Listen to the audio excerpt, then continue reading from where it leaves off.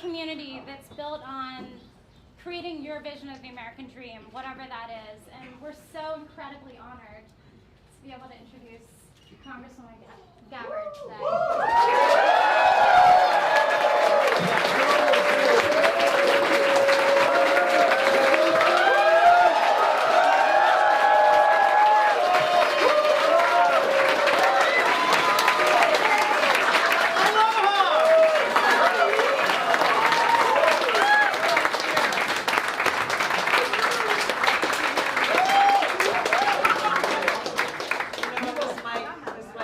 Can you guys hear me in the back?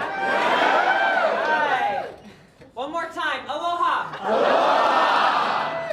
I want to say thank you, first of all, to Noel for your introduction, to Priya, the Alley team, and to Jason, who is the leader of this beautiful community. Please give them a round of applause.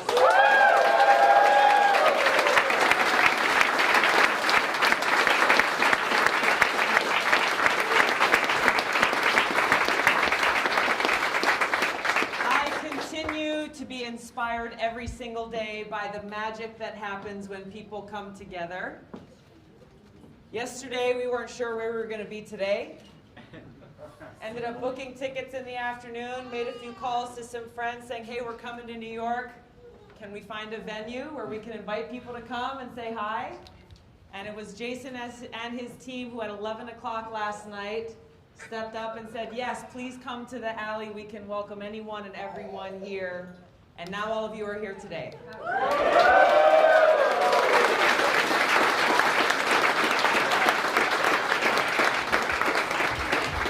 This very same thing happened in California just the other day as well. So as we go across the country, really, I am truly inspired and my heart is full because there are people all across this country, just like you, who are gathering together in groups small and large, motivated by love and care for each other and for our country and for our planet and our future, understanding that we are the ones who will be the change we need to see.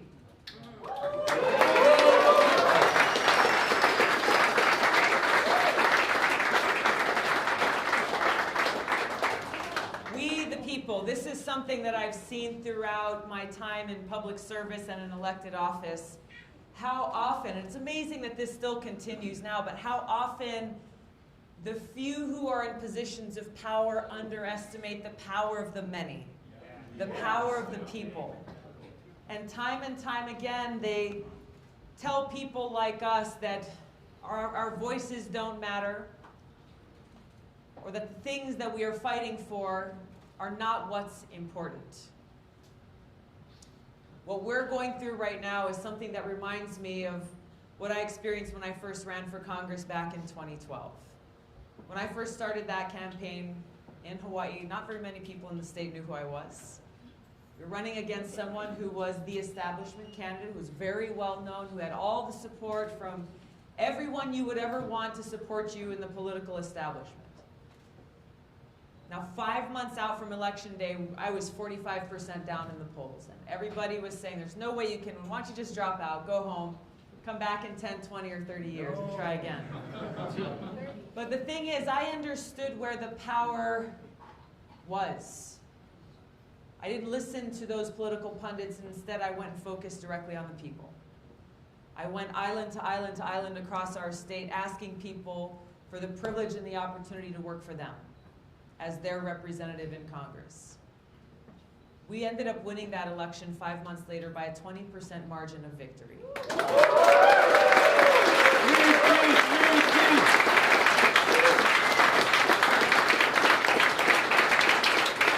power of the people. And the funny thing was, after I won that primary, I went to Washington, started meeting folks there, and saying, hey, congratulations, that's amazing. We've never seen such a huge turnaround in a short period of time. Tell me, what was the scandal that made that possible? What did the other guy do?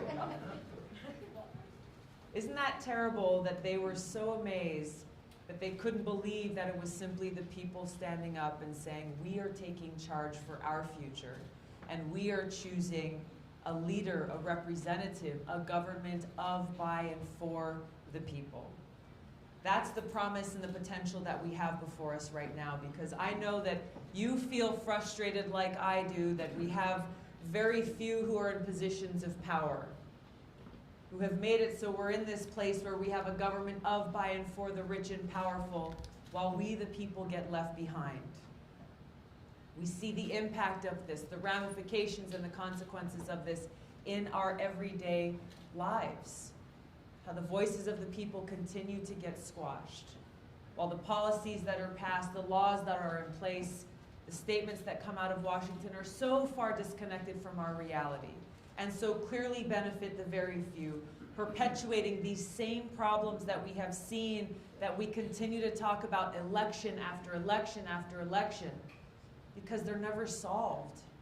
All we get is a lot of lip service and empty promises. But when the rubber meets the road, we are not the ones who are being served. We, the people, are not being heard. So we're seeing a lot of similarities now in this campaign. Maybe if you look at some of the headlines, you'll see a lot of folks saying, yeah, there's no way this Tulsi Gabbard campaign can win. There's nobody who supports her. Nice! Nice! It's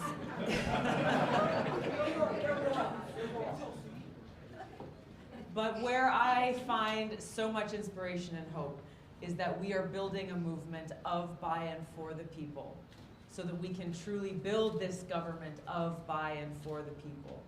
And that as there is so much fear and hatred and bigotry being fomented by those in positions of power for their own selfish gain, tearing our country apart, we have the opportunity to build bridges and bring about that healing through this movement of love. Because that's really what this is, a movement of love.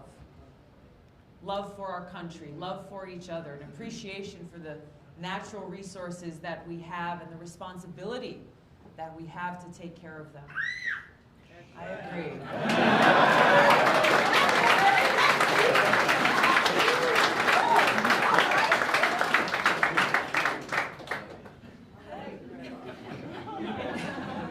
Just stole the show. But it's for people like him who we are fighting for. This is what it's about. This is what's at stake. And we are not here to play games. I'm reminded often of the warrior ethos that are ingrained in every one of us who've ever served in any branch of the military. Ask our veterans to raise your hands here today. Sounds like we've got a few here.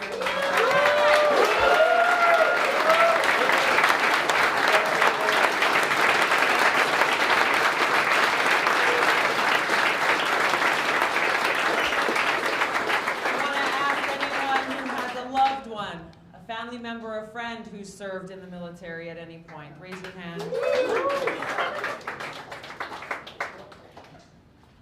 These warrior ethos that we do our best to live by, I will always place the mission first. What is that mission? That mission is service. Service above self, putting the well-being and the interests of people in our country ahead of our own. What's the next one? I will never accept defeat. I will never accept defeat. That's right. That's right. That's right. Why is that? Why is that? I will never accept defeat because it's not about me. It's about us. It's about our future and what we're fighting for. Who's got the next line? I will never leave a fallen comrade. This is about all of us as brothers and sisters, that we are family and no one gets left behind. This is what is at the heart of what we are doing here. When we talk about making sure that we can pass healthcare reform in this country, to take us away from a sick care system that disproportionately provides profits for big pharma and big insurance, and instead provide a healthcare system that serves everyone. making sure that anyone who is sick and in need of care actually gets the care that we need, and that we are investing in the health and well-being of our people. And we look at criminal justice reform, look at ending the failed war on drugs, ending the federal marijuana,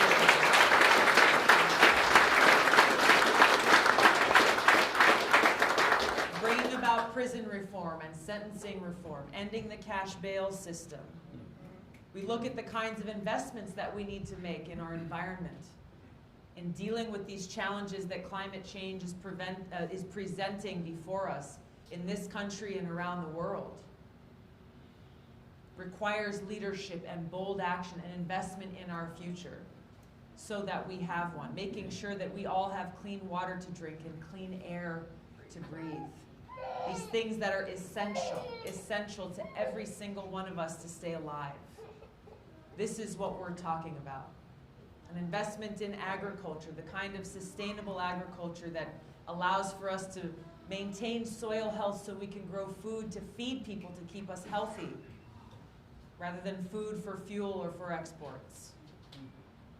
As we go down the list, education, infrastructure, comprehensive immigration reform, gun safety reform. We have big changes that we need to make. We have great work that's ahead of us. The only way that we do this is by continuing to place this mission first, this mission of service above self, and standing united and lifting our voices so that we drown out the sound of the naysayers, or the big special interests, or the corporate interests, or the military-industrial complex, or the prison-industrial complex.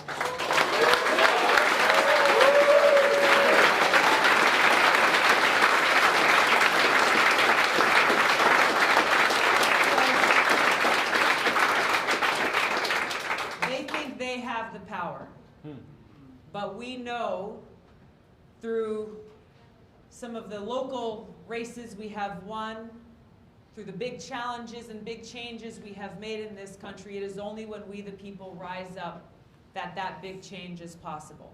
It is only when we the people rise up that we truly can live out Dr. King's vision for us, understanding that only love can defeat hate, that only light can defeat darkness.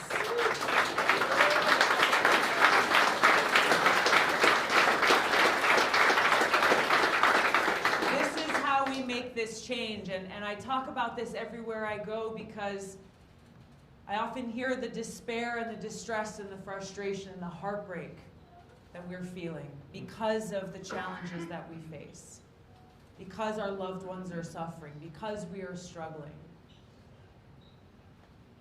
We can't just point to the left and right and think that someone else is going to do this for us.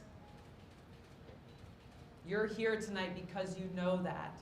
You know that we are the only ones who can make this happen. We are the only ones who can bring about an end to these wasteful regime change wars that cost us.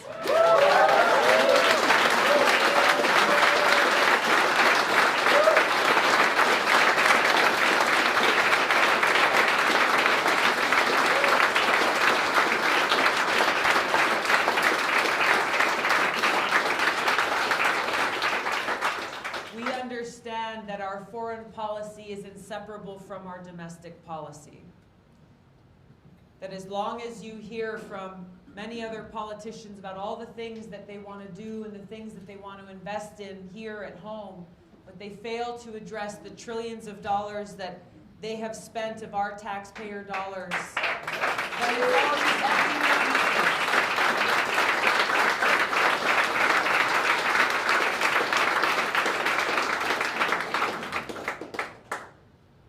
We're in a position now where this president, just a few days ago, has quietly moved us closer to the brink of nuclear war.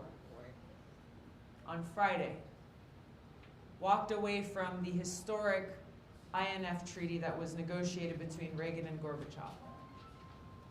Didn't see it much in the news. Certainly, I didn't hear any other candidates for president talking about this. But this treaty is done, one that has been in place for 30 years, one that made our country and our people and the world more safe. Wasn't perfect. There's a lot of work that needed to be done, but rather than doing the work that you deserve from your president and commander-in-chief to keep this deal in place and to strengthen it, and to expand it, this president has chosen to walk away. And what's happening now as a result? You didn't hear much from any other politicians, but you know who was cheering very loudly? The war profiteers and the warmongers.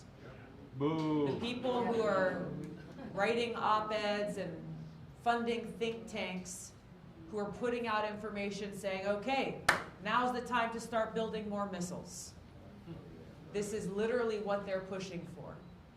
Making us less safe, the world less safe, and taking more dollars out of our communities, out of our schools, out of our healthcare system, out of serving the needs that we desperately need here at home.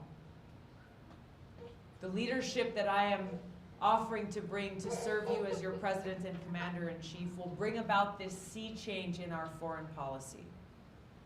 A sea change that ends these wasteful regime change wars, that uses diplomacy to walk us away from this new Cold War we are in and this nuclear arms race, where we are leading.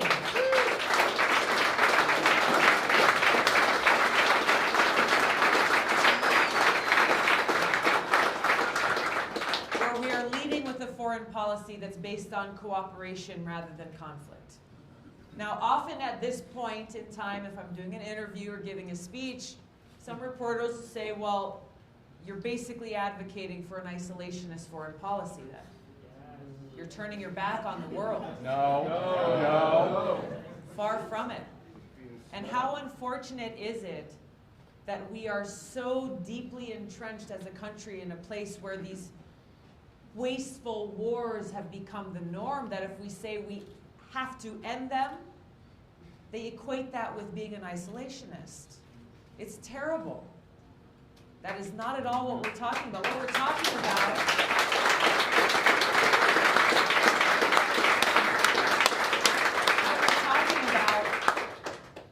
is truly being a force for good in the world, building and strengthening relationships with other countries that will provide us that opportunity to maximize all diplomatic measures, to pursue peace, to pursue prosperity, that provides us the opportunity to work out the differences that we may and we will have with other countries without immediately resorting to war or crippling economic sanctions.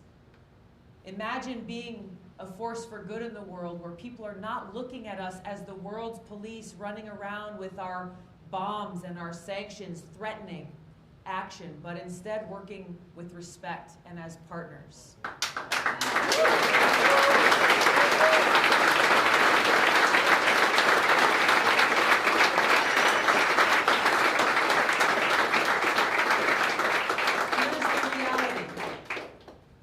Alternative to diplomacy is war.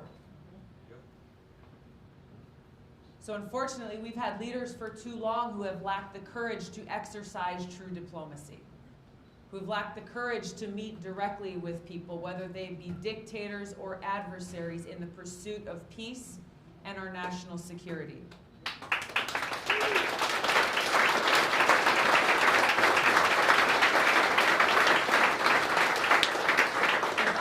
President, serving as your commander-in-chief, that changes. When? You are president, not if. Not if. That changes. That changes because I have seen and experienced firsthand the terrible cost of war. I've seen the toll that it takes on my brothers and sisters in uniform.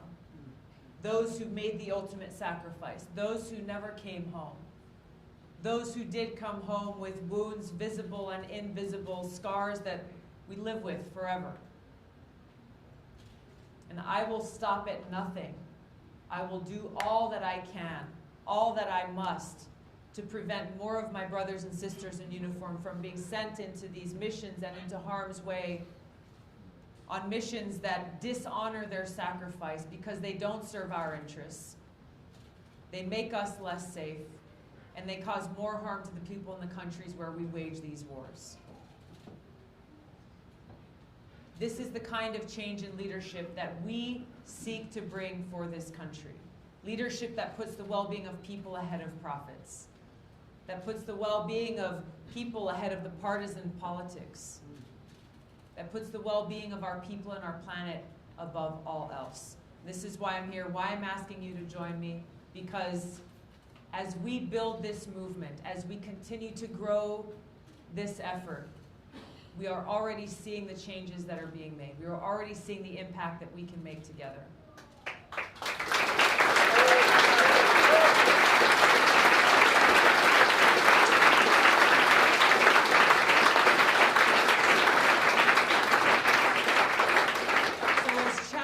As things are, as great as the obstacles may seem, I ask you to just remember that it doesn't have to be this way. It does not have to be this way. Our future lies within our hands. You are the ones who made it possible for me to be on that debate stage.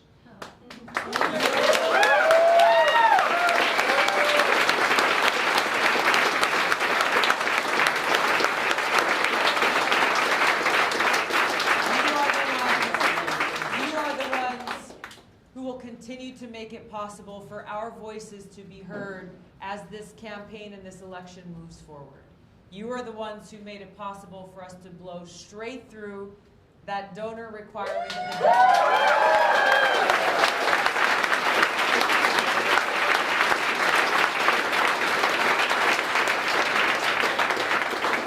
And it's through your heart, your hard work, your passion, and your commitment as you are tweeting and putting messages on Facebook and texting your friends and telling them why they should join our campaign, that you will make it possible for us to meet that polling threshold so we are in those third and fourth debates. Thank you.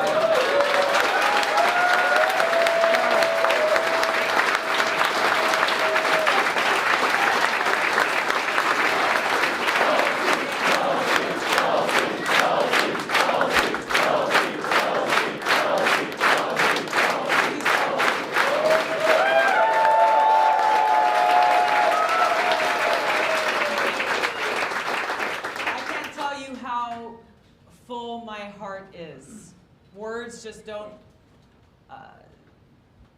they're not enough. They're not enough. So I just want to thank you, because you guys really inspire me every single day. Really, truly. Thank you! You're welcome.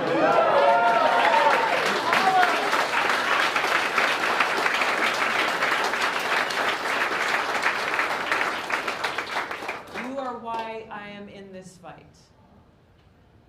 There is so much at stake.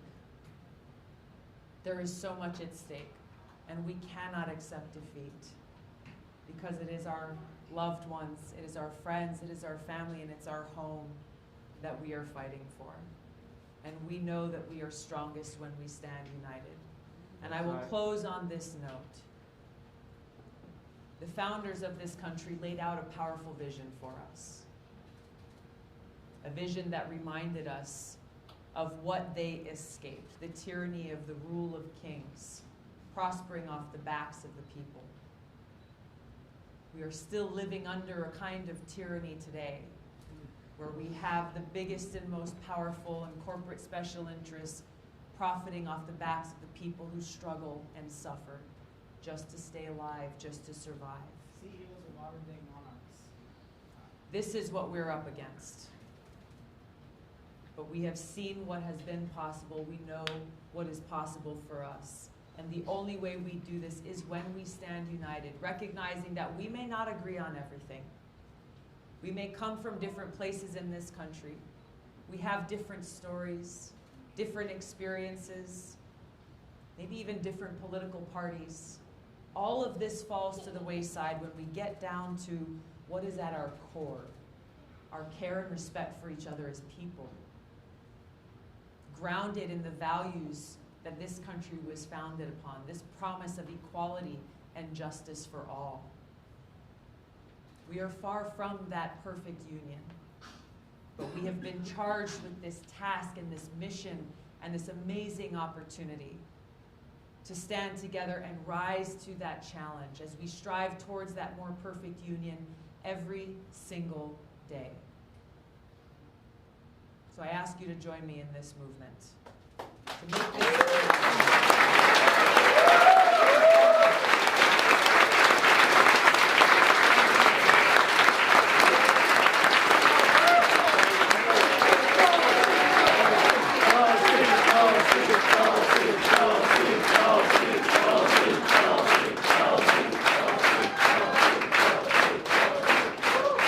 I'd love to take a few questions before, I don't know, we got a lot more RSVPs for this than we expected, so we were thinking that we could do this in a couple of shifts if there's more people downstairs, but I definitely want to get a few questions before we invite more people up here to come and join us. Yes, sir. Hi. Aloha. Aloha. So I just first want to thank you for forcing the conference. Oh, okay. Does this work? There you go. All right. So I just first want to thank you for forcing the other candidates to have a hard conversation around American foreign policy. Yes. A really necessary one. I also want to say that I'm not decided yet, but I do want to support you getting on to the third and the fourth debate. I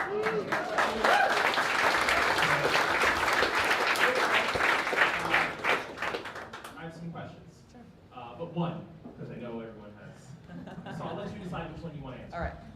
So my parents were refugees from, I think, the longest war in the history of the African continent. And they made it to this country with the promise of social mobility, of security, that is supported by a lot of democratic institutions. It seems as though those institutions are now in decline, not just in the United States, but all over the world. What can you do, or what would you do as Commander-in-Chief to stymie that, or reverse it ideally? Actually, I think I'll leave it at that. The failure of social institutions around the world, that's your Yes. question? Democratic institutions. Yeah. I think the number one thing that has been wrong with our foreign policy for so long are that the decisions that have been made have not been done with answering a few very important questions first. Will U.S. intervention or action in other countries make our country more safe or less safe? Number two, will such action, especially as we're talking about the use of military action, unnecessarily put our men and women at risk or not? Are they fulfilling that mission that we signed up for to protect and defend the American people or not? And third, will our action, again, whether it's military or diplomatic or economic sanctions, have a positive impact on the people in these countries or a negative one? I think too often our foreign policy has been driven by leaders who rightly see challenges or atrocities or difficulties occurring in other countries in the world and want to do something about it, but aren't thinking through to make sure that the something that they do actually helps people. So I think, look at Central America, for example, right now, where there are many refugees who are fleeing their home countries as we speak. We've seen the breakdown of many of these institutions over time, and we can trace back through history how much of that can be traced to the origins of U.S. intervention in these countries. For corporate interests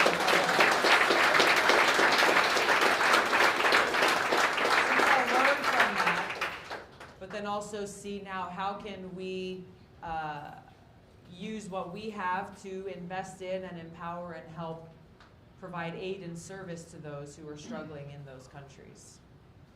There's no easy or simple answer to how we can best support free societies in other parts of the world, because so often as we, the United States, goes in and topples dictators or picks one leader over another, it really ends up causing more difficulty and hardship for the people in those countries than if we had not gotten involved at all. Ultimately, it's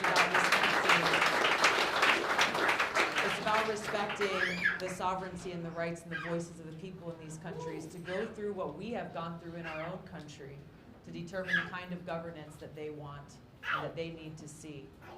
There's a lot that we can do through providing aid and support and help, but ultimately that self-determination is something that we need to respect, even if it is a leader that they choose that we may not agree with.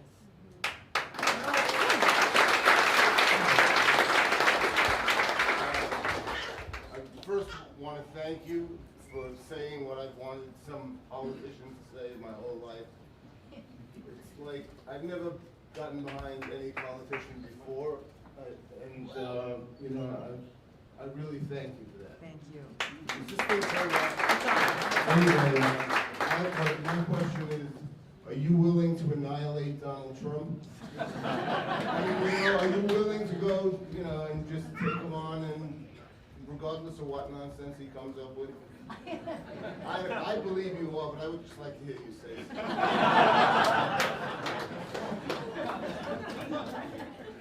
Yes.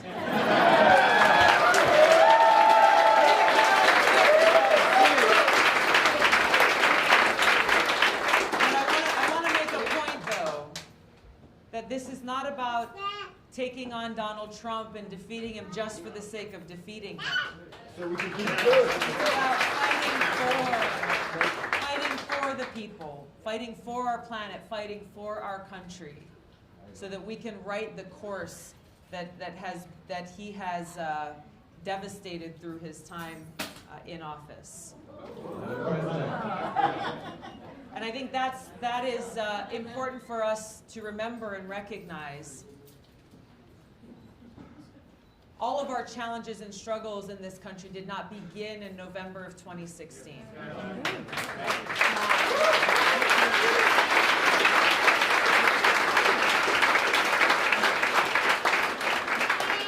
I am committed, along with all of you, to defeating Donald Trump in 2020, and I believe I'm the best candidate to do that.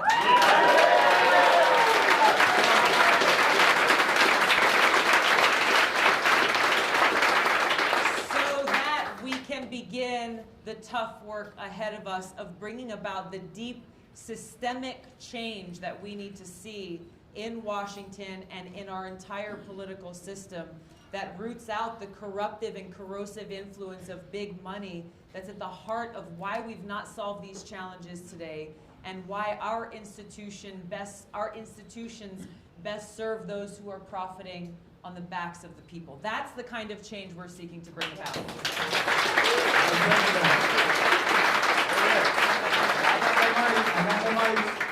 Yes, speak loudly. The mic's not going to make it back to you. Okay, so a lot of Americans now are facing 2 or more jobs. Yes. And I think that's a really big problem because now we don't have the time to spend time with our families and stuff.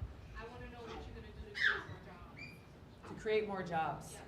That's a great question that I think gets to something bigger than just creating more jobs. We've got to create good jobs.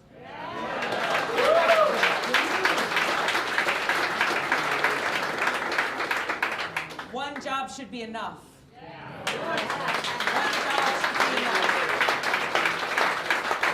And this is what bothers me about those who, you know, when the jobs reports come out and there's low unemployment numbers and okay, yeah, this paints a rosy picture until you start peeling back the layers and you start talking to folks about what they're really going through. People who are working 2 or 3 jobs. People who are still struggling, even in doing that, just to pay the bills, just to put a roof over their heads. You know, like New York City, I come from a state with a high cost of living, where you can rent a studio for almost $2,000 a month. Exactly. So really what we're talking about here is quality of life and making it so that people aren't just working to survive, but that we're actually able to live and pursue the dreams and the goals and the passions and the kind of work that brings us reward and brings us value. So it's turning this system upside down to make it so that we are fighting for a living wage for people across this country. You can't talk about, you know, I support a fight for 15, but in cities like New York and in states like mine, that ain't enough. Ain't even close.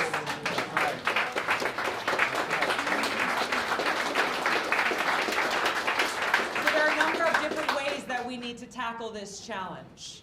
It speaks to the kind of the view with which we look at our whole economy and recognize that we're not in this just to serve the corporations, but we're actually in this to serve the people.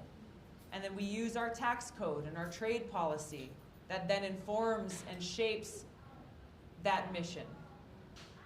You know, when the Trans-Pacific Partnership trade deal was coming before Congress, it was shortly after I was elected.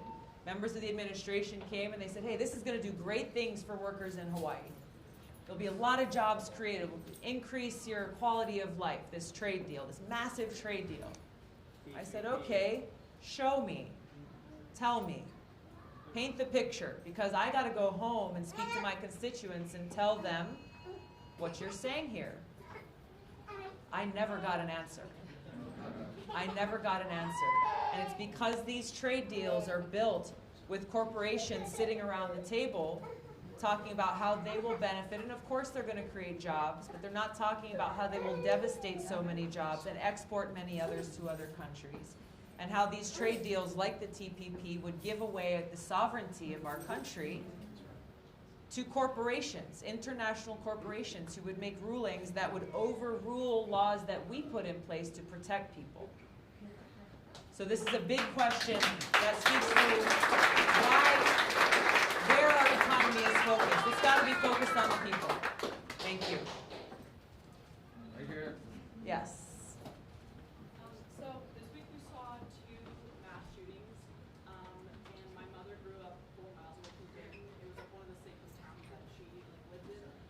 My question is, what do you think the cause of these shootings are? Because politicians have been saying that it's video games and mental illness, even though we're not the only country who has a mental illness or illness. So what do you think the cause is for it, and how do you go solve it? We look at the tragedies and the massacres that we've seen over these last few days, specifically, and the manifestos that they have shared about why they have done this. This is the consequence of the racism and the bigotry that is being fomented in this country.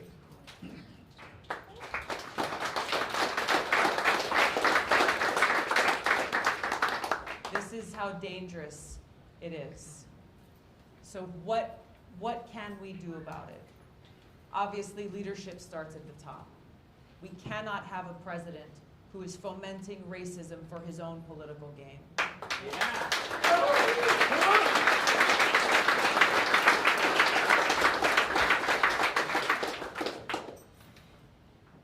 I come from a state that is the only majority-minority state in the country.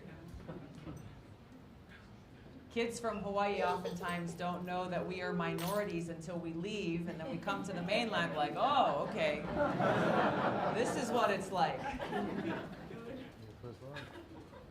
But the diversity that we have and the culture that we have is something that I really appreciate and hold on to, because it is this culture of aloha that speaks to the kind of change that we need to see in our country and how we heal these divides that is causing this strife and causing these tragedies. This aloha that is a recognition of respect for each other, regardless of the color of our skin or where we come from, or how we worship, or if we worship, or who we love. That this aloha recognizes that we are all connected. We are all brothers and sisters. And if we are starting from that place, then we can begin to heal these divides, come together as one people, and then be able to make the kinds of change in our legislation, passing gun safety reform that we need to see, because when we're having that as the foundation, then we begin to recognize that none of us should have to live in fear for our loved ones when they go shopping at Walmart. None of us should have to live in fear for our children going to school and whether or not they'll come home.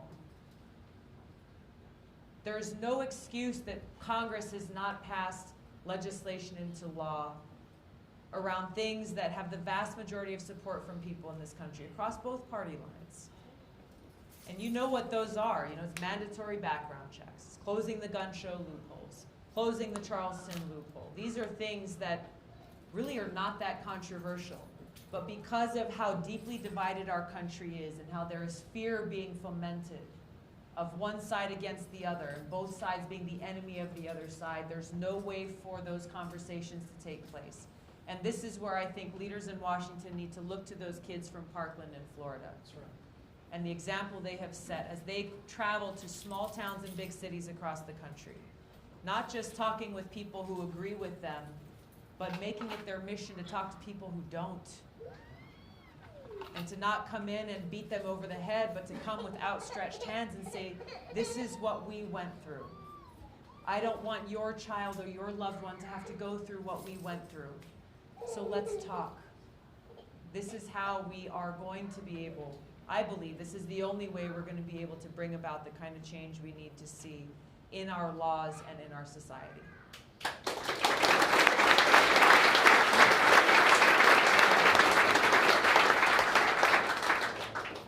Madam President.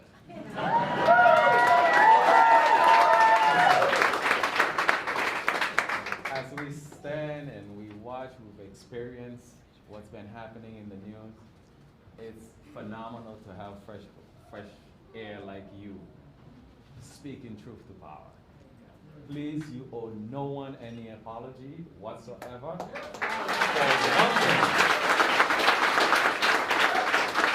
For one thing, to initiate dialogue, because we have had a long history of many of our leaders talking with terrorists, supporting terrorists, and I really appreciate hearing you making those statements when you talk about how we support people who kill others, but just because they're doing our work, they're okay.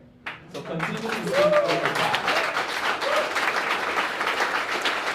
The question I have is, you know, and you know very well, the corporations has a lot of power.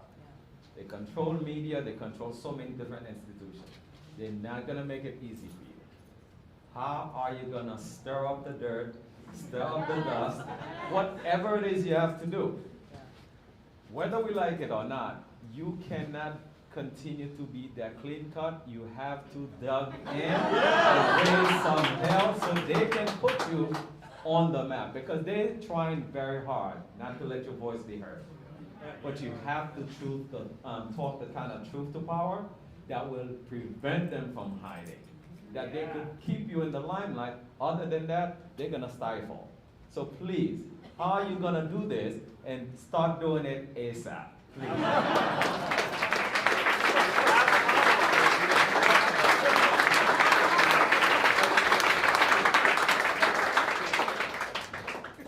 I think we gave them a little taste of that last week.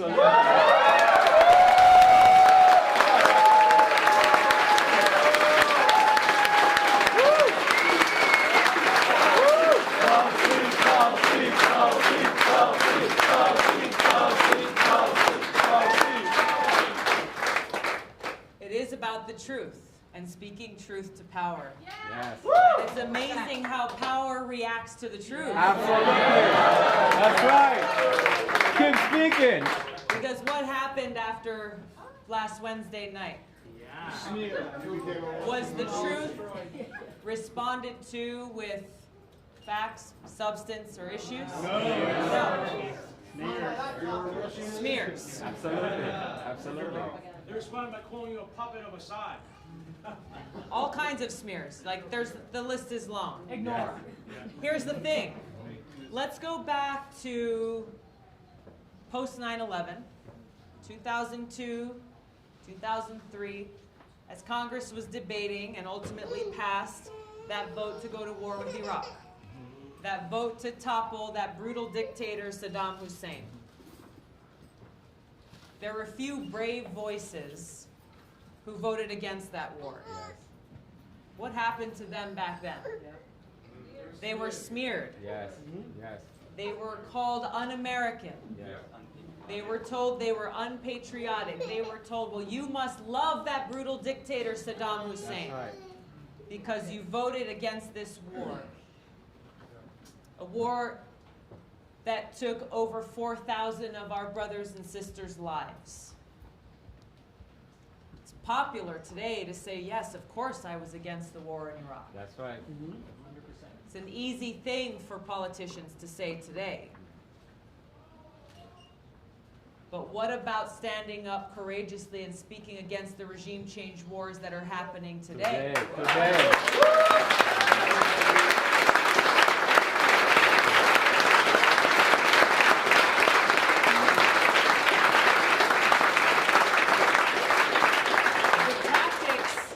The tactics are the same. Yes. They've been used time and time and time again. Yes. When labor leaders in Hawaii were fighting for people and fighting for plantation workers to organize for healthcare rights and workers' rights and living wage, what were they told? You're a communist. Yes. Yes. You are not a patriot. You are un-American. And the gall that these people have now today to try to smear me and tell me that I don't love my country, that I'm a Trojan horse for some foreign country, that I'm a Russian, whatever you want to call it,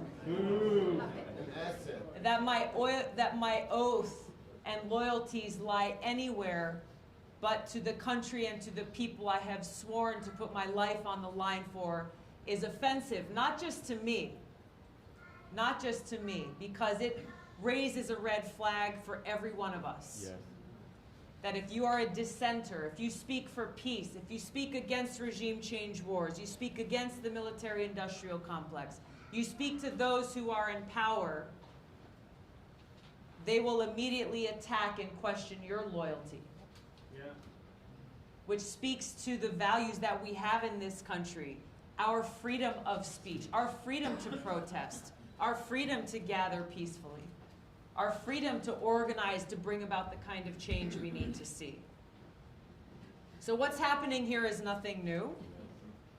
We have many more mediums now to be able to communicate directly with other people, bypassing what is often a biased media narrative. Yes. So there are no surprises. There's just hard work for us to do to continue, all of us, to speak that truth to power. That's right. Online, in person, in the workplace, to your friends, to your families. Because a lot of people are catching just a little snippet of what's on the news and may not have the full picture. If you've got the information, if you've got the truth, you've got to share it. So this is on me just as it is on all of us.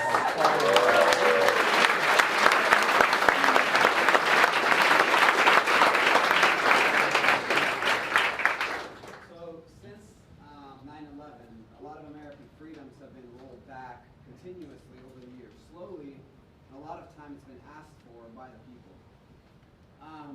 What would you do to start returning some of those, such as privacy? What do you mean by asked for? So for Civil liberties? Yes, like, Yeah. for example, The Patriot Act. guns. That's one example. People asking for government to ban guns.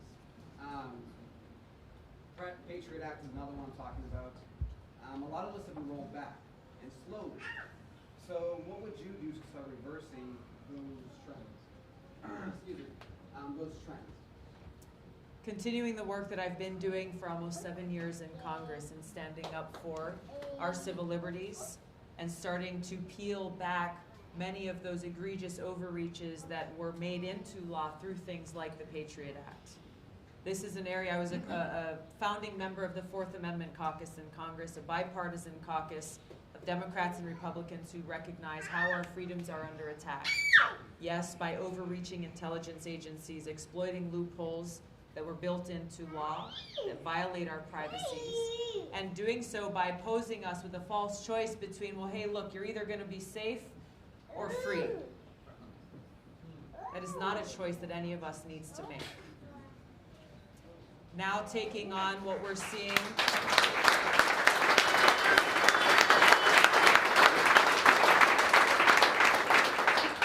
Now taking on what we're seeing with the overreach and the impingement of freedom of speech by big tech monopolies. You might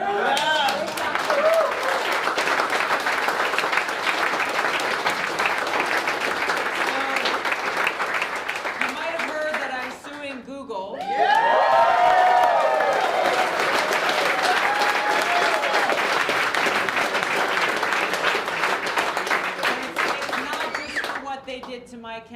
but it's because of what we're seeing growing at an alarming trend where these big tech monopolies are directly infringing on our public discourse and really on our fair elections. Because if they can shut down my Google ad account during that first debate when I was the most Googled candidate of the night, it was the biggest opportunity for us to be able to share our message with those who saw me on that debate and said, hey, I have questions. I don't know who I'm going to vote for. Let me go and check her out. Shutting it down without any explanation or justification. Then later, after that window had passed, then all of a sudden reinstating our account. If they can do that to a sitting member of Congress running for the highest office of the land, they can do that to anyone running for any office, anywhere, or any person who is speaking with a voice that they may disagree with. This is something that...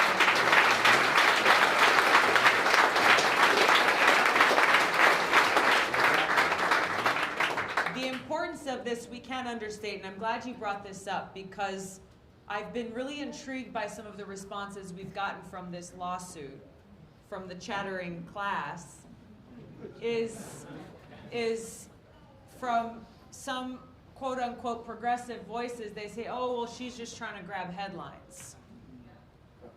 And from some conservative voices saying, finally, someone's standing up for freedom of speech. Why the disparity here?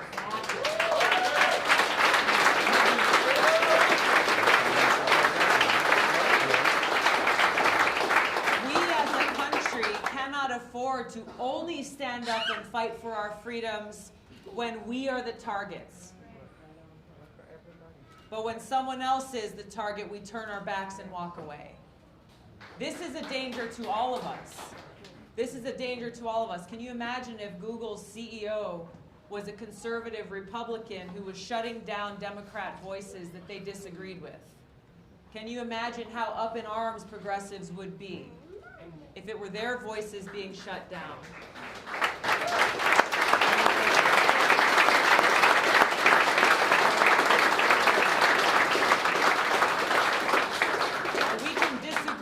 Each other, but I will tell you as a soldier that I'm willing to lay my life down to protect the rights and freedoms of every person in this country to speak their voice and make sure that voice is heard. That's right.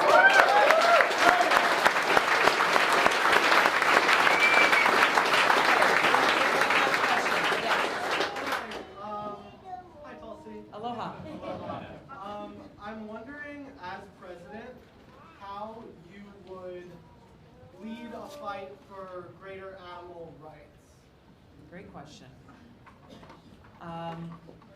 Throughout my time in Congress, this has been a very important issue for me, and have supported every piece of legislation to protect animals and to stop the senseless slaughter that we are seeing in many different ways, including something that we've seen in the VA and through the Armed Services Committee of how unnecessarily medical professionals are still using animals for training, when we see many other advanced countries in the world have stopped that practice and using science and technology to be able to get the kind of training that they need. I've been a lifelong vegetarian and been vegan now for several years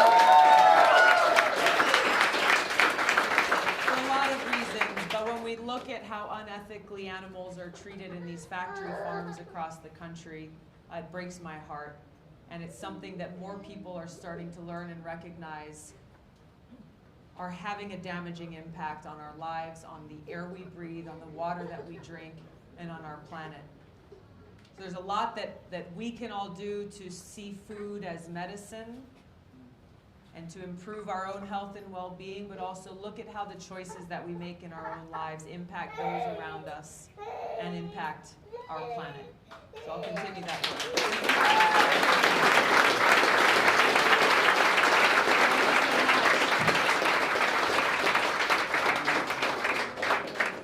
Hello, everybody. We're going to do a selfie line in a few minutes. But I need to organize you, so this has to happen quick. We have 20 minutes to make it happen, okay? So while I organize you guys, thank you. Just give me 1 minute. Everybody